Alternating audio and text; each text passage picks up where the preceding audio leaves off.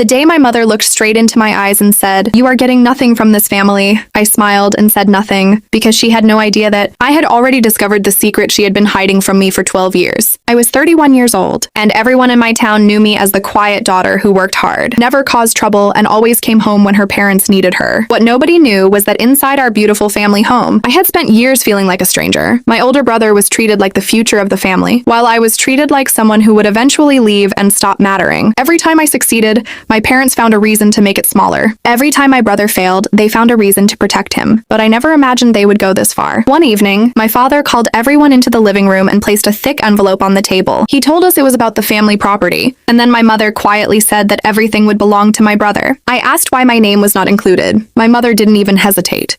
She said, "Because you were never supposed to depend on this family."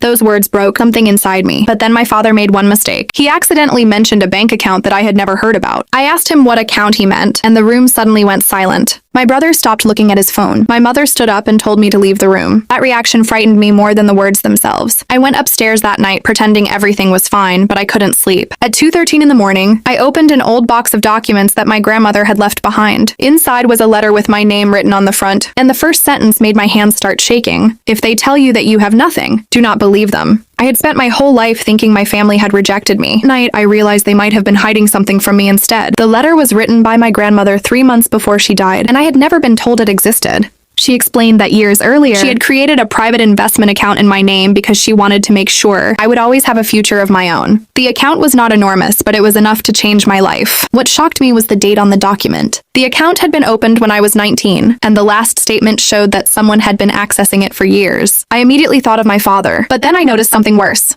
The signature authorizing the withdrawals was not my father's, it was my mother's. I stared at that page for several minutes, trying to convince myself there had to be another explanation. Maybe the bank had made a mistake. Maybe the documents were fake. Maybe my grandmother had misunderstood everything. But the next page destroyed every excuse I had created in my mind. It contained copies of payments made from the account, and almost every payment had gone toward my brother's business. My parents had told me for years that my brother had built everything himself. They had praised him for being hardworking and responsible. Meanwhile, I had struggled to pay my own rent while secretly believing I simply wasn't good enough. I called my mother the next morning and asked her about the account. There was a long silence. Then she said, "Your grandmother wanted you to have it, but your brother needed it more." I couldn't believe what I was hearing. I asked how much had been taken. She refused to answer. So I contacted the bank directly. The bank manager reviewed the documents and told me something that made my stomach drop. The account was almost empty, but there was one transaction still being processed. Someone had tried to transfer the remaining money that same morning. I asked who had authorized it. The manager looked at me and said, "You need to understand something.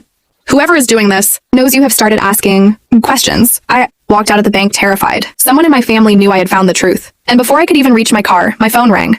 It was my brother. His first words were, "What did you find?" I didn't answer my brother's question. Instead, I asked him why he had been using money that belonged to me. He became defensive immediately and said I was misunderstanding everything. Then he said something that I will never forget. He told me that our parents had always believed I would never become successful, so they had decided to invest in the child they thought could carry the family name. I asked him if he knew about the account. He said yes. That single word hurt more than anything else. My own brother had known for years. I ended the call and sat in my car trying not to cry. Then I received a message from an unknown number. It contained a photograph of a document I had never seen before. The document was a property agreement, and my name was listed as one of the legal beneficiaries. Suddenly, everything changed. The family house, the land behind it, and part of my grandmother's investment had never belonged exclusively to my parents. My grandmother had legally protected my share. My parents had been telling everyone that the property would go to my brother, but they couldn't legally give away something that wasn't entirely theirs. I contacted a lawyer and showed him every document. He studied everything quietly for almost 20 minutes. Then he looked at me and said, "You have been lied to for a very long time." I asked him what I could do. He told me that I didn't have to destroy my family, but I did have to protect myself. That night, my mother called me crying. She said my brother's business was failing and that if I took legal action, he could lose everything. For the first time in my life, she was asking me to sacrifice my future to protect someone else's mistake. I almost agreed. Then my lawyer called and told me there was another document my grandmother had left behind. He said it contained a condition that nobody in my family had mentioned. I asked what the condition was. He replied,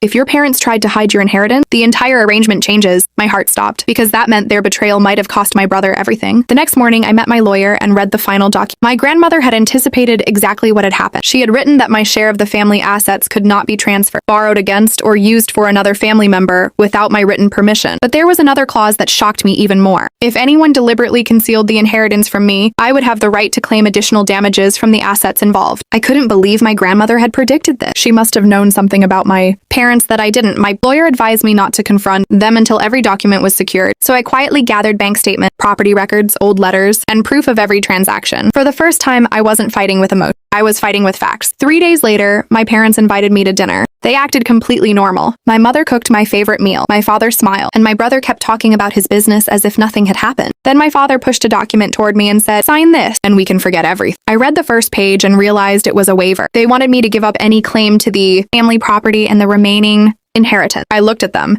and asked why they needed my signature so urgently. My father became angry. My mother started crying. My brother accused me of trying to destroy the family. For years, those words would have made me feel guilty. But this time I stood up and said, "You already destroyed the family when you decided my future was worth less than his." The room went completely silent. Then my brother suddenly admitted something none of them expected him to say. He said he had known about the inheritance, but he had never known my parents were taking money from my account. He looked at my mother and asked, "How much did you take?" She couldn't answer. And that was when my father finally confessed. The money wasn't only used for my brother's business. Some of it had been used to pay a debt my parents had been hiding for years. But there was still one question nobody had answered. Why had my grandmother been so certain that this would happen? The answer was in another letter. My lawyer found it attached to an old property file, and this time the letter was addressed directly to me. My grandmother wrote that she had watched my parents treat their children differently for years. She knew my brother was being given opportunities while I was being taught to accept less. She also wrote that she had confronted my mother shortly before her death and warned her never to touch the money reserved for me. My grandmother had trusted that warning would be enough. It wasn't. Reading those words made me cry, not because of the money, but because someone had seen what I was going through when I thought nobody noticed. I decided not to take everything from my family. I asked my lawyer to protect my legal share, recover the money that had been taken without permission, and leave the rest of the property untouched. My brother eventually sold his business and started again on his own. My father apologized, but it took him months before I believed he meant it. My mother struggled the most. She told me she thought she was protecting the family, but I told her that protecting one child by destroying another is not love. It is favoritism disguised as sacrifice. I moved into my own apartment, started my own business, and stopped waiting for my family to decide whether I was worthy of respect. Months later, I returned to the old family house for the first time. The place looked exactly the same, but I felt completely different. I wasn't the unwanted daughter anymore. I was a woman who finally understood her own value. And the biggest lesson wasn't the inheritance. It was realizing that sometimes losing the approval of your family is the price you pay for finally finding yourself. If you have ever been treated like you mattered less than someone else, remember that your worth is not decided by the people who failed to recognize it. Sometimes the person your family overlooks becomes the person who survives everything they thought would break her. And sometimes the truth they tried to hide becomes the very thing that sets